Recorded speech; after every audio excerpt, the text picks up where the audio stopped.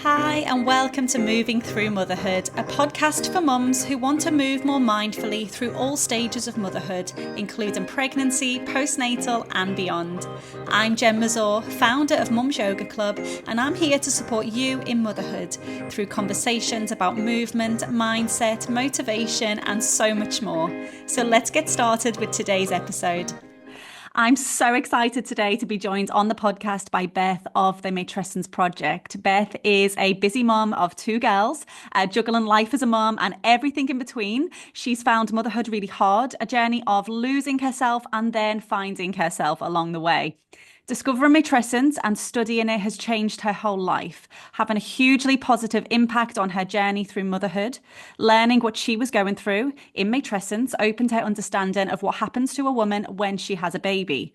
She set up the Matrescence Project to educate mums and wider society on this process. And her mission at the Matrescence Project is to help the world understand matrescence so mums feel less alone, feel understood, and can navigate the changes with ease. I'm so excited to share this conversation with you. It's such an important one to have. This word matrescence is huge. Finally, it's getting a bit more out there. People are talking about it, and Beth is one of those powerful voices spreading this incredible message. So let's jump straight into today's conversation. Hi, everyone. Welcome back to the podcast. Hi, Beth. I'm so happy to have you on the podcast. Beth, how are you? Yeah, I'm good, thank you. I'm good. Always get a little bit flustered at the beginning, but I'm really excited to be here. So yeah, I can't wait to jump in. We all do. It's all good. It's part of being human. It's fine. Yeah. All right. So today we're going to be talking all things matrescence, which I am so excited to dive into with you because I love following you. I love your posts. They're so empowering for me to read, especially. I know everyone's going to love this chat. So for people listening, if they haven't come across this word before, what is matrescence? So matrescence, in a nutshell, is the transition that every mum will go through. Um, Arguably, it's kind of one of the biggest life transitions that a woman will go through, kind of across the whole of her life. I think by definition, matrescence is the process of going from a woman and becoming a mother. So it kind of encompasses physical changes, psychological changes, and emotional changes that we go through. And I always say to people, like when I first heard it, I'm like frantically Googling, like, is this a made-up word? Like, I mean, because the way it sounds, it feels like quite made up, and I'd like never heard of it before. And I'm like, Google it. It's in the dictionary. Like, if you need proof, you can look in the Oxford Dictionary, and matrescence is there with that definition. So it is a real thing, and it's a real thing that every woman goes through. When people kind of struggle a bit to get their head around the concept, the easiest way I think to imagine it is similar to adolescence. So I think adolescence is a life transition in the same way matrescence is. And it's something that everybody will go through. When they go from being a child to an adult, they go through adolescence. So in a similar way, you've got like emotional changes, hormonal changes, physical changes. And matrescence is the same in those aspects. It's just going, instead of from a child to an adult, it's going from a woman to a mother. So it's when we have a baby, all of those changes happen. Yeah, I love that. That's a great comparison because everyone knows about that, don't they? And I always find it funny because I'm even looking at my notes now and it's like when you type in matrescence into like a Word document or on your phone, it like comes up with like the red lines under, like it doesn't recognize the word, which is just madness. Yeah, it is. Like I do dive into a bit of like the history of matrescence because I think it's almost such a new concept for people. I think as women particularly, we need that like validation that it's a real thing and it's a real word, but it is, I guess, relatively new in the sense of I think adolescence has been around for a long time. We understand it. Menopause being another big life transition for women. I think probably in the last kind of 5 to 10 years, that's really become a lot more prevalent, a lot more understood. It's got the backing of like celebrities like Davina McCall's kind of promoting the changes we're seeing in the workplace. And I think matrescence is on that similar path in terms of it's where menopause maybe was like 10, 15 years ago. And my goal, why I want to talk about it so much, is because I do want it to be as common as people understanding matrescence or people understanding pregnancy. Like, we all go through this pregnancy phase, and every single mum will then go through matrescence. And I just think it's such a shame in the society nowadays that we don't understand it as much as we should.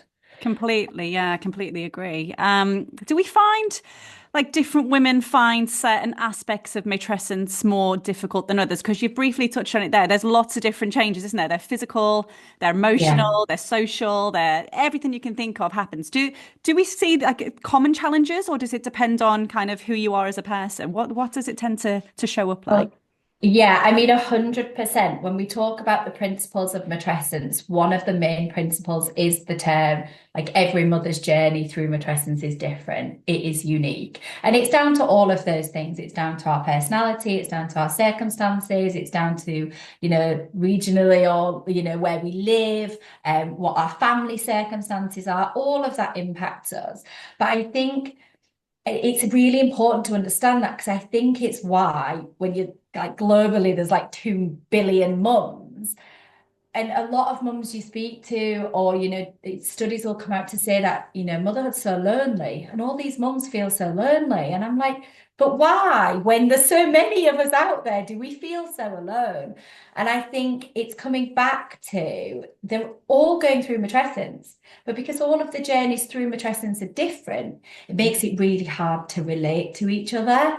And I think that's why we feel so lonely, because something I might struggle with in motherhood and I'm finding really hard, I look across the room at you as an example, and I'm like, oh, she's finding that really easy. Like, I'm on my own here.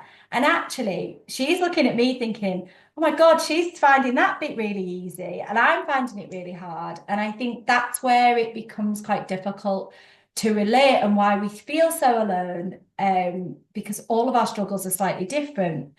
Um, the way that I use to talk about it is, we have something called pinpricks of awareness. So I have like a map of matrescence. And the pinprick of awareness is a really nice concept, because what it does is it allows us to be able to visualize my pinprick of awareness, and where I might find my matrescence a little bit tricky is different to yours. It doesn't mean to say that we're not going through matrescence, because we are. And it doesn't mean to say that mine's any harder than yours. It's just different. Oh, I So love that. yeah. Yeah, that's so interesting, isn't it? Because I find this as well. Obviously, I teach mums in that new, like, kind of postnatal early years of motherhood. So I always find it quite fascinating, because some people find different stages of parenting a lot more difficult than others as well, which I guess is part of this process, isn't it? It's like some people find the newborn days really, really challenging. Other people love that newborn bubble. Then they find it more challenging once baby's on the move at maybe like 6, 10 months. And is that to do with what we're talking about here, do you find? Yeah, I mean, it is like, motherhood is complex. Like, when we start to go into the motherhood realm of, like, I mean, it's just huge. It encompasses such a lot of different aspects. The way I think about matrescence, it's as being thinking about the definition of motherhood.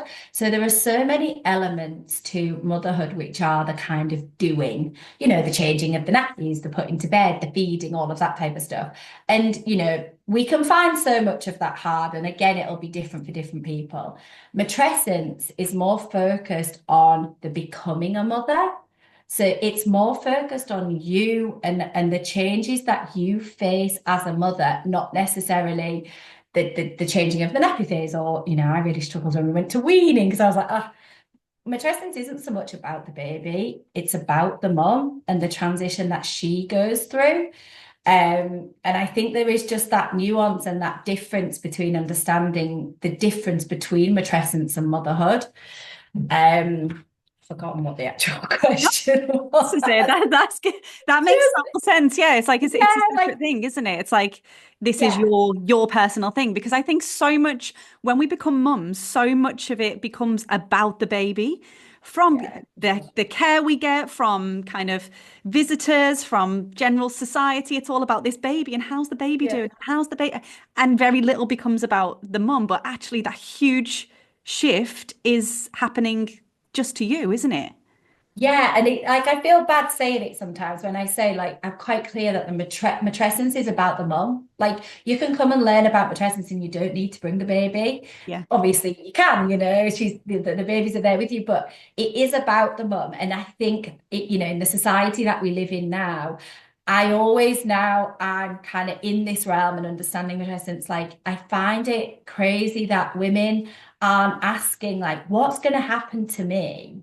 Like, and I remember being at those classes, like meeting the midwife, like, what's the baby going to happen? Well, how does she sleep? Does she need a vest on? How will I know what the temperature is? Like all of these Yeah. questions. And never once did I think to ask, what's going to happen to me? Like, it sounds like such a selfish question. And, but I just think that needs to be the question that, as long as, in hand with all of the others, of course. But I think, yeah, there is just this change in mindset that we need to have nowadays, which is women and mothers asking, what is going to happen to me? Like, it's this expectation of like that things are going to change and not fearing that change. Absolutely, yeah. Because I didn't come across the term matrescence until I was pregnant with my second. Yeah, So I went through, and I'm sure so many, you may be similar, loads of mums listening is in that similar situation where they've gone through that first initiation into motherhood with zero understanding, as you say, of what is yeah, actually happening. And then once I come across the word matrescence and read a bit into it and started to understand it, I was like, so many of those things that I experienced first time round would have just felt so much lighter. You would have yeah. still gone through them, but it wouldn't have been such a question of like, what's happening? Why am I feeling this? Why is that no one else is saying they're feeling this? Why is it me? And just having that knowledge, that understanding of this is the process, as you say, like when we're teenagers, everyone gets it. They're like, okay, you're going to be a bit moody. You're going to be a bit awkward. Maybe you're going to find it hard to go into the situations you found it really comfortable to as a child. We all get it as a wider society, but actually, when you're Yeah. a mum, it's kind of like, just go and get on with it. You're a mum now. You're a natural. You've got this. Like, as though there's no learning process to it. Yeah, 100%. And that's where I think I come from in terms of wanting to educate around matrescence, because it is sometimes people are like, oh, what do I need to know? Like, and sometimes it's just knowing the word. It's just knowing that you are going to go through a transition and having this heads up. I often Mm. talk about some of the changes we face, we're kind of ready for those things to change, some relationship changes, social changes, job, career changes. And it's sometimes not the change itself that we necessarily struggle with. It's the fact that it caught us so off guard because we just weren't expecting it. And it's this idea when I kind of started to draw out the map of matrescence, I was like, I can't tell every single mom out there what change that she's going to specifically feel or how she's going to feel it. But having studied matrescence now for a while and been in this kind of space, there are generally similar themes Mm. to changes that most women will experience to some extent. Some might breeze over them, not really impacted at all, and others might feel like, "Ooh, this is big." But there is a map there. Mm. So many women have kind of walked this road before us. There is a map there. And I was always just kind of on my journey through matrescence and through studying it, I've always just gone, I can't believe no one just shows you this map and says, Yeah. look, it's likely your relationship with your partner is going to change. It's not good, it's not bad. I've got this, I tried to talk about these changes. I'm not here to tell you if it's a positive or a negative change, because it'll be a little bit of both, probably at the same time. And it's not like it's a good or a bad thing. What it is it's an expectation that there'll be a change. Absolutely. Yeah. I think that, as you say, it's just that being prepared for it makes such a difference, doesn't it? Let's, Yeah. what about wider society? Because how does this contribute to us finding this transition difficult? For example, like we're often going from working full-time careers with jobs, routines, schedules, and then suddenly you're on maternity leave, you've got nowhere to kind of be or go, no routine, no predictability. How does this affect us, that kind of wider society of how women are living life before having this baby compared to after? Yeah, it's like again, it's such a huge question. But I mean, I've found, and I can talk from like my personal experience, because we've spoken about how everyone's journey through matrescence is different. Some women can find the transition of matrescence more difficult than others. So we might have friends who seemingly breeze through and it'll still have an impact, or it'll still kind of affect them. And other women, like myself, are really hit by like, oh my God, this is like when I had my first baby, I was like, oh my God, like I just felt like everything changed like immediately, quite kind of, impacted me quite a lot. And I think the type of women that generally have this harder push and pull with the transition tend to be the ones who, prior to having a baby, if I can kind of generalize in a sense, it's this idea that in society and in our lives previously, all the skills that we had, all the things that made us successful were, being independent, being really organized, trying to be perfect, being in control, all the things that got us the promotions at work, that got us to the top of the career ladder, that got us, organizing all these big things.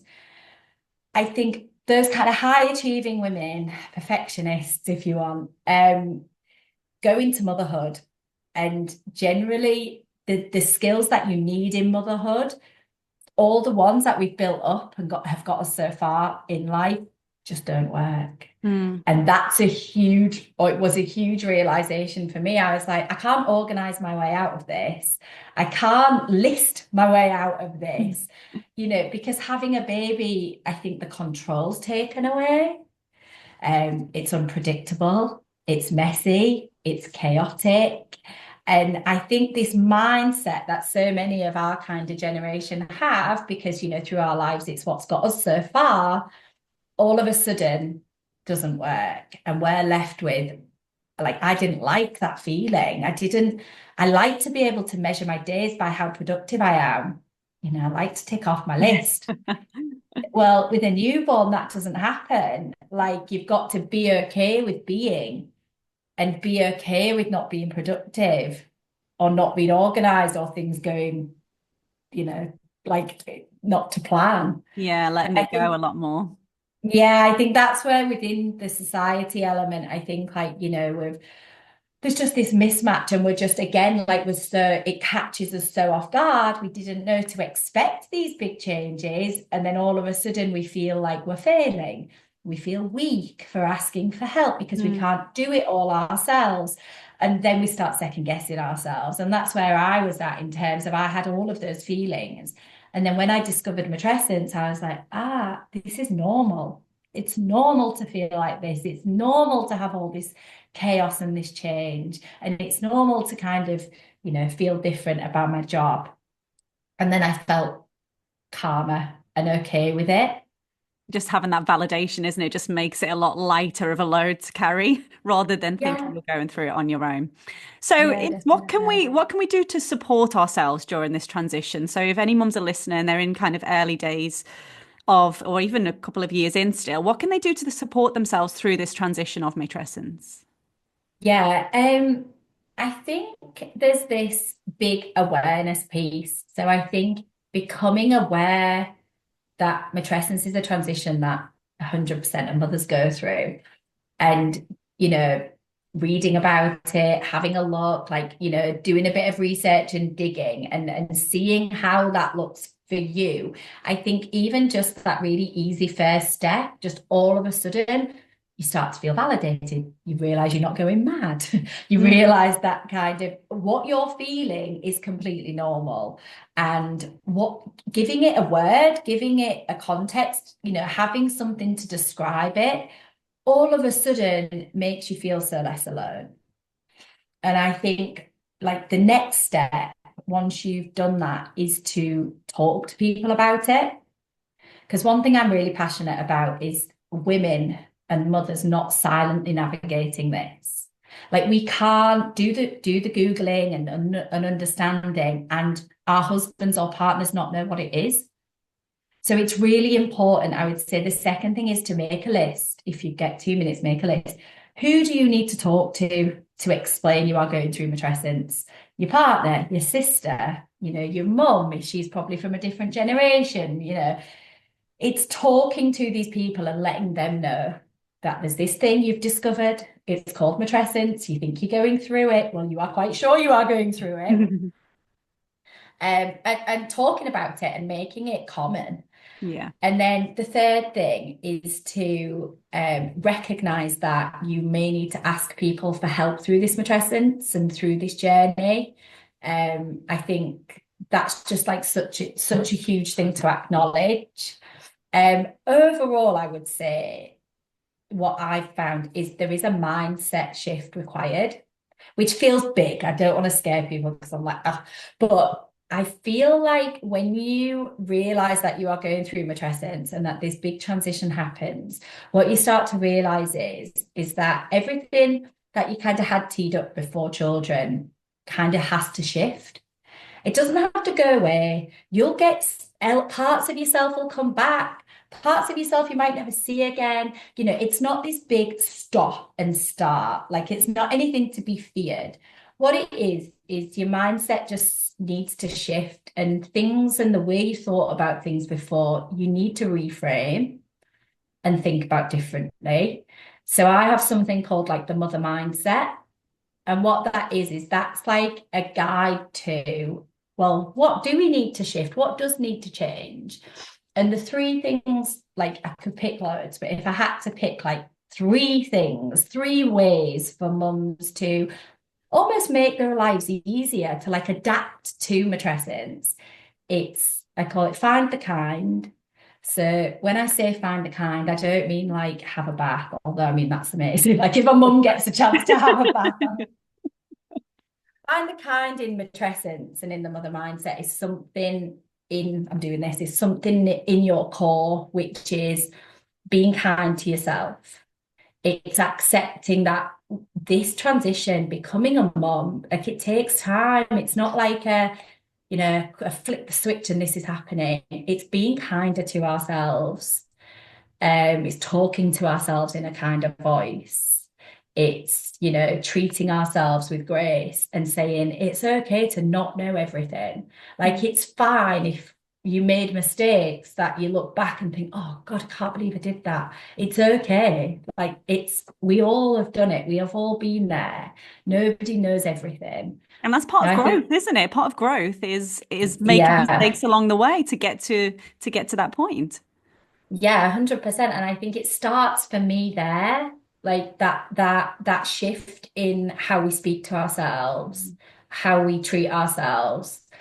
The second thing is something I call shared strength. So again, for me, it was this, I have to do everything, I have to do it all. It's a sign of weakness if I can't. And actually, the biggest weakness in motherhood is not asking for help. We use this term, and this has come from like my mentor, which is, it's time to break up with Superwoman. And actually, like, again, this is like one of the biggest lessons is, asking for help, sharing that strength, it will kind of repay you back like tenfold, because you start to ease into realizing that your partner can do bedtime, other people can help you.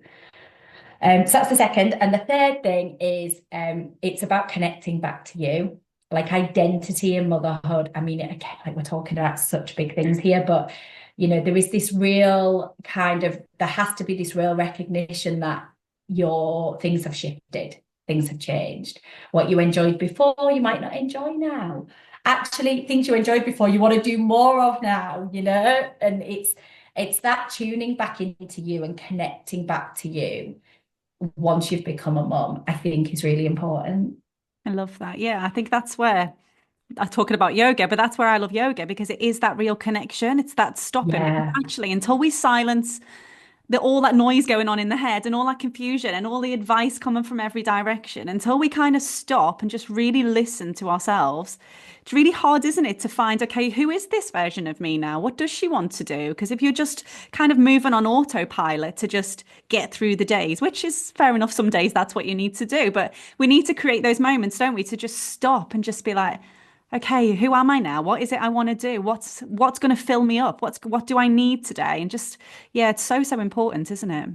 Yeah, like I think it's that, isn't it? It's like we just expect, I think, in today's like modern world, like we want all the answers. We want them now. Like, what can I Google it? What's the answer? Yeah. But I think as a mum, having gone through this transition, you do have to do those elements of work and give yourself that time and that space and carve that out, which is so hard. Like, I'm not saying at all that that's easy, but finding those micro moments where you can tune into your gut or tune into yourself, ask yourself, like, you go on autopilot, yes, I'll come here, yes, I'll do that. It's like, do you want to do that? Do you want to go to that place? Do you want to, do that? But like the yoga thing, like you say, connecting to your body, Mm. back to like your body, the physical element on the map of matrescence is huge. Yeah. And I think, you can't just expect to kind of click. Because I think one of the biggest things, which is quite a tricky concept to get your head around within matrescence, which is the same within adolescence, is it's an irreversible transition.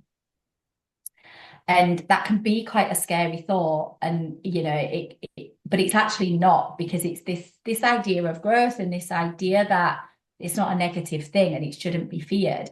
But, when you become an adult and you go through adolescence, you can't go back to being a child. I'll use the example, like when you get hairs under your armpits, like Yeah. you can't now not get hairs under your arm. Like, Yeah. I can't believe out of all the examples, that's the one actually. It's But relatable. We all get it. yeah, like once you've gone through the transition of matrescence and you've become a mother, you kind of can't go back. You will always be that version. And I think, that takes a bit of getting your head around, and it takes kind of connecting back to those things that you love and to the core of who you are, in amongst caring for a baby, going back to work, and all of the other things thrown at you.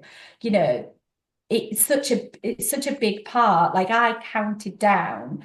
I remember when I was in like the thick of matrescence, I kept thinking like, oh, I'll be back soon. Like I'll like, oh, you doing this like next week, Beth? Do you want to come here? I'd be like, oh, like I'll be back soon. Like, I was kind of counting down the days till I'd meet myself again.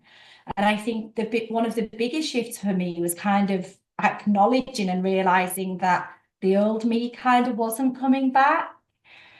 And it was a really scary time, because I was like, oh my God, like she's gone.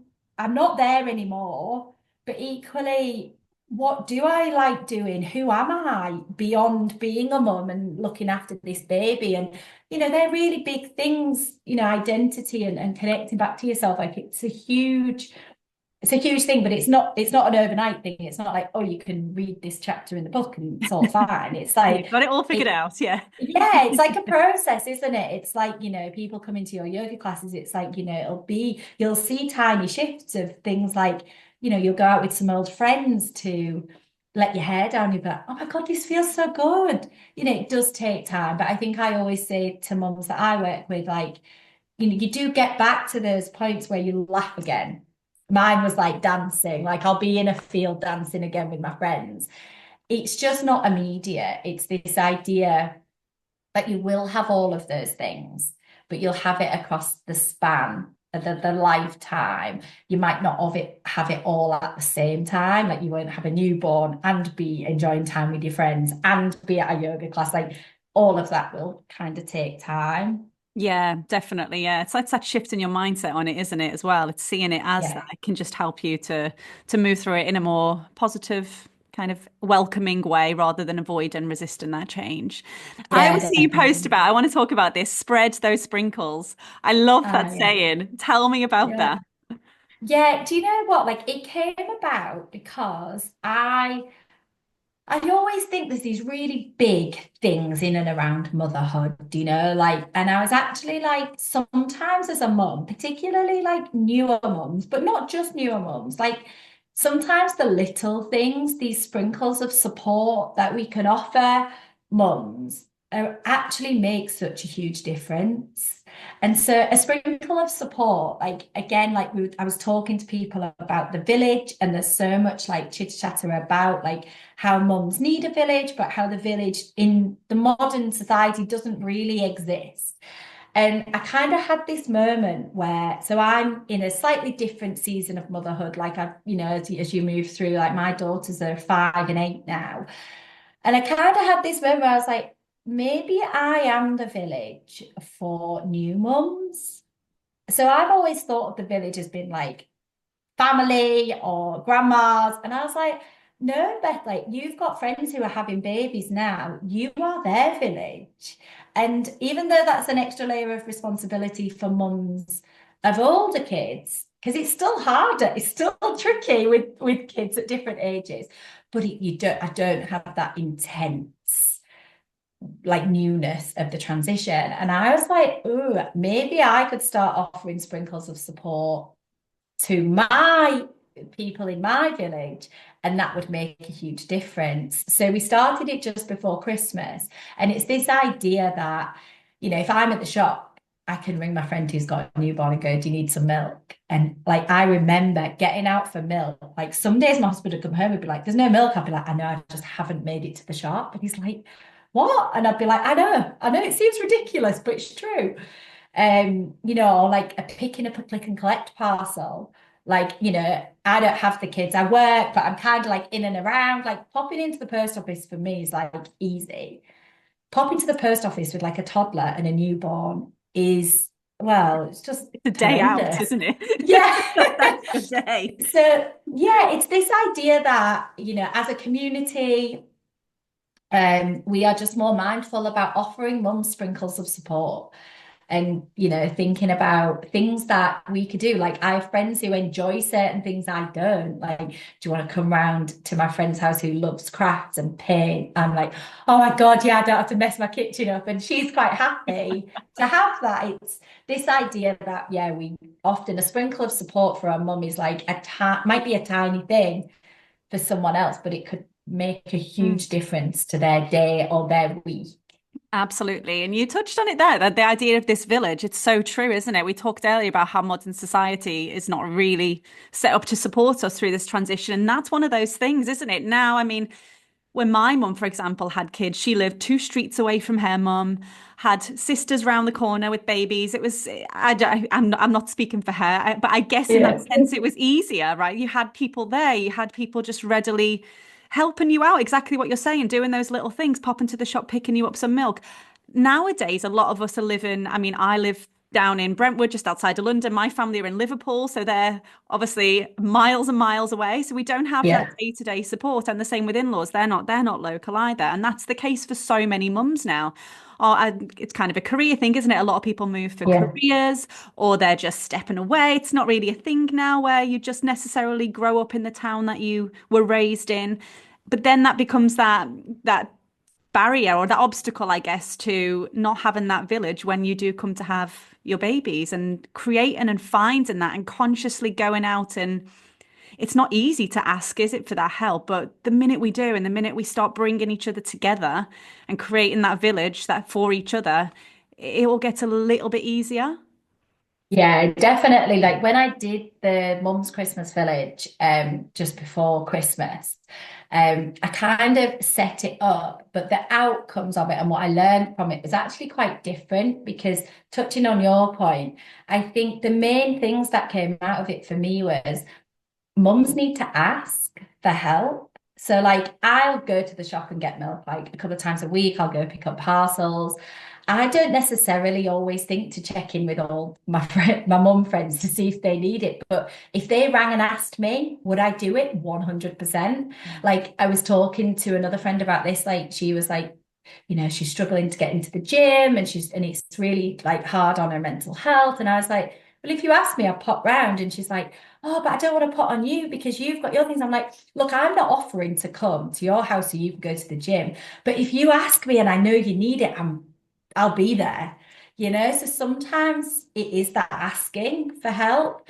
But equally, it's, as a community and as a village, it's making sure we do check in and ask the mums because the other funny thing about the Christmas village was a sprinkle of support for one mum isn't important to another. So, my friend was like, I'd said like a sprinkle of support could be popping around, for a cup of tea. And she's like, I don't want you to come round and make me a cup of tea. I want you to come and go to the shop for me or whatever it is. I think there's just this level of honesty and Mm. sharing and like that we just don't really have. I don't know if it's like a generational thing or what, Mm. but there is like one of my big values in TMP is to be honest and share, because I think as soon as we start to do that, on whether it's asking for help, whether it's like feeling bad about something or not dealing with something so well, as soon as we share it, I've shared so many stories, and ultimately it's not even the advice that's come with it or the things that people have said to me. It was just sharing it Mm. that lifted that weight off my shoulders. So yeah, there is this kind of like stigma attached to kind of keeping it all in, doing it all ourselves, dealing with it all ourselves, when actually it's kind of the mindset shift in motherhood needs to be the other way. Absolutely, yeah. So tell me a bit more about the Matrescence Project. What's the mission with this? And yeah, well, how can people work with you listening who want to find out more about what you're doing?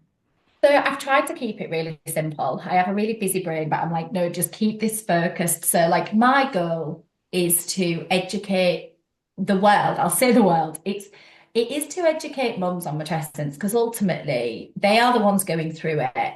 And it pains me to think that there are mums out there going through something, thinking they're going mad, thinking, they're not coping, shaming themselves, feeling guilty, everything I felt, when actually, if they understood matrescence, I feel like it will still be hard. Like, I cannot take away the fact that being a mum is really, really hard. But understanding matrescence lifts that weight that you're not on your own, and that the feelings that you're having are really normal, and the changes that you're experiencing are to be expected. And really, I just want to spread the word of matrescence and the meaning of matrescence to mums, so that no one goes through those feelings. Um, so I've set up the Matrescence Project as like more of an educational place. So like, just like I always laugh and say, like, I'm not here to like hold like quiet spaces. Like, I'm not that quiet. And I'm not like a motherhood coach. I'm not taking you on this big journey. I just want to educate you. I just want to teach you all of the things that I've learned about matrescence. So like, I've studied it for a year with my mentor in Australia, and I know it in depth, and I just feel like even if I was to teach you the fundamentals, it would make a difference. So where can we Um, find you? so I've got the website, thematrescenceproject.co.uk. Instagram is probably like my main hub. And I've just launched. So this year I'm going to be teaching Matrescence 101. So I've tried to come up with a real fancy name, but it didn't kind of pan out. I was just like, look, just say what it is. It's the 101 of matrescence. It's the fundamentals. It'll give you everything you need to understand like your own journey through matrescence, but also like the history of it, what it is, like the definitions of what it means, but also to start to explore your map of matrescence, which I think is like so important. So I'm going to start delivering that course in February. It's going to be like an online workshop. So all the details of that are on the website and on my Instagram. Love that. I'll drop the links below as well so everyone can go and find out a bit more about you. Before we do wrap up there, we've got our quick fire questions. I've loved this chat. Yes. So I'm excited to hear what you've got to say about these. Okay, first question is what do you wish you could tell every mum on the planet? That they are going through matrescence. Straight to the point. Love it. I thought there was going to be more. I was like preparing myself. No, that's Okay. great. Great answer. Second is what's one small thing you do every day that makes a big difference in your life? Um, a small thing do I do that makes a big difference? I was gonna say drink coffee. I was like, that's such a bad You one. can say that. You can absolutely say Yeah. that. If I don't have the coffee, I'm just like so grumpy. That just keeps me like level. I'm a coffee fan too. I get it. I get it. And lastly, what's your favorite way to recharge when motherhood or life feels overwhelming? Dance, listen to music.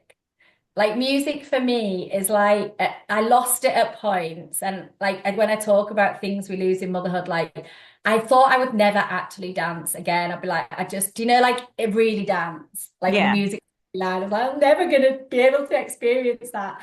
And then when I started to get back and like, you know, my girls were growing up, and I was like, yeah, I'm listening to good music. Like it's the dancing and listening to music, it's like freedom for me.